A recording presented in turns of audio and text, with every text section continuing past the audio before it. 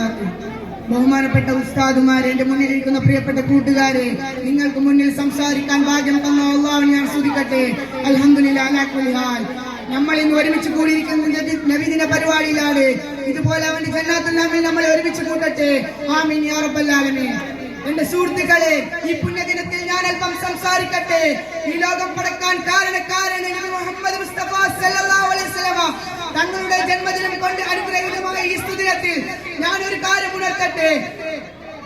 ഈ ലോകത്തിന്റെ തങ്ങളെ സൃഷ്ടിച്ചിട്ടില്ലായിരുന്നുവെങ്കിൽ നാം കണ്ണിൽ കാണുന്ന ഒന്നും ഈ ലോകത്ത് ഉണ്ടാകുമായിരുന്നില്ല.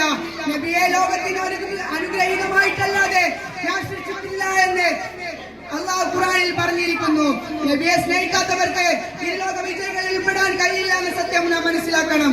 നബി കൊണ്ടുവന്ന ദീൻ മുറുകെ പിടിച്ച് ജീവിക്കാൻ നാം ഓരോരുത്തരും തയ്യാറാവുക. അള്ളാഹു തൗഫീഖ് നൽകട്ടെ. ആമീൻ യാ റബ്ബൽ ആലമീൻ.